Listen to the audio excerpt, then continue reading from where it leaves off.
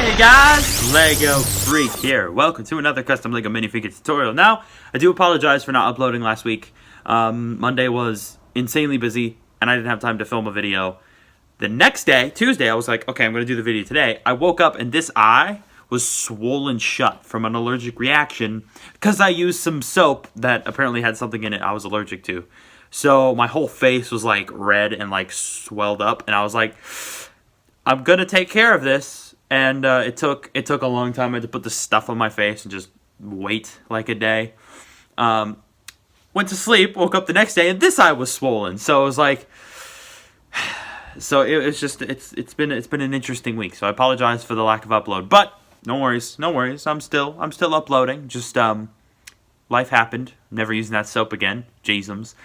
Anyways, that about does it for the explanation. So without further ado, let's get into it.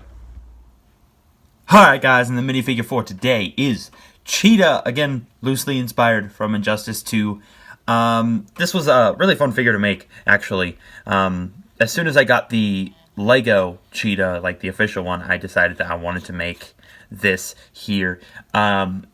So it wasn't too difficult. In fact, it was actually pretty darn simple. So, yeah, let's go ahead and get into the tools that I used.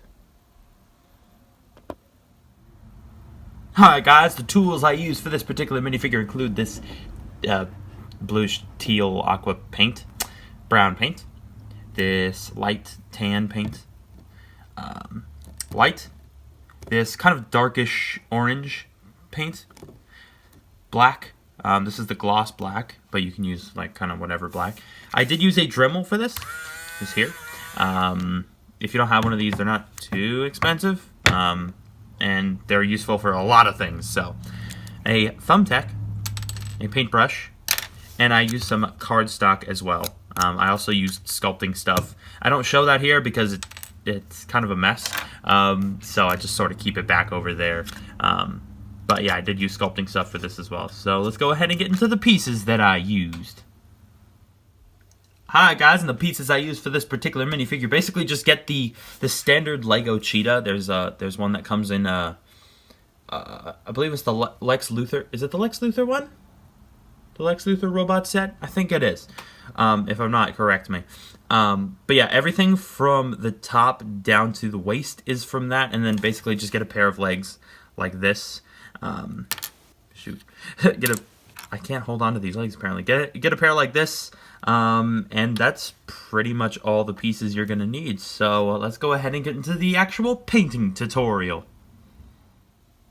Alright guys, so starting off, I didn't do anything to the face, really. It's just how it came in the Lego sets. So now it's to say there, the hair, basically all I did was I took a Dremel and I cut a ring around this area, starting over here, and went this way with it. Basically, I did that to make it so when I put the clay in to sculpt this like head or hair band thing, it would look a bit like it's actually like covering the hair. So, yeah, it was really just a matter of, you could also use an X-Acto knife if you're careful, and just cut a space in here to put the clay in. So once I cut that, I basically just took some clay, rolled it out into like a little line, and then put it around here to make it look like a hairband. Took some more clay and just laid it on there, and then took my fingers and sharpened it to a point at the bottom down there, and then just took a thumbtack and pushed a line through the middle so it looks like a feather. I painted this part brown, obviously, and then this half white and this half like kind of an aqua color, and then did some black lines going across it that way. So I thought that was kind of a cool little touch, because on some of the Injustice 2 stuff, she has like a feather. So yeah. Next, I basically just erased a majority of the print from the front, took some of that cardstock, and just made this kind of rough, like torn up looking shape, and then just glued it on there.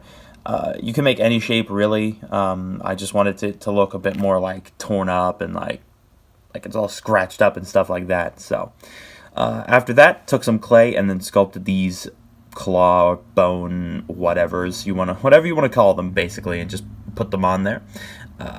Took some of the tan, and then just made this like necklace line that goes all the way up and around. Yeah. So then down in here, it was basically just the same thing. I just made like the waist cape with the cardstock and just cut it to make it look rough and loose, and then just did that all the way around. Put a few bones on it, did like a little patch here, and then did the line that goes all the way around as well.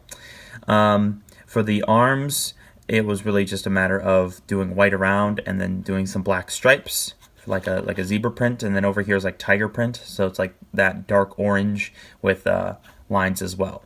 Of course, I painted dots all over in like patches of 3 and 4, so you can see here it's like 3, there's 1 there, there's like 2 here, 3, 1, 3, I think that's 2, and so it's just that kind of all the way, all over, legs, arms, the tail as well. That's all I did to the tail, really.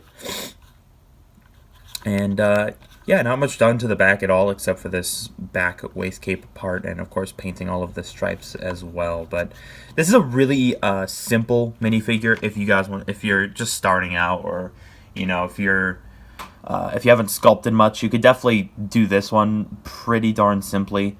I was tempted to add more to it, but I kind of just like the way that it looks right now. It's simplistic enough, but at the same time, it's still more detailed than like the original. So yeah, let's go ahead and wrap up this video. Alright guys, that about wraps up this video. I hope you guys liked it. If you did, make sure to leave a like as well as subscribe.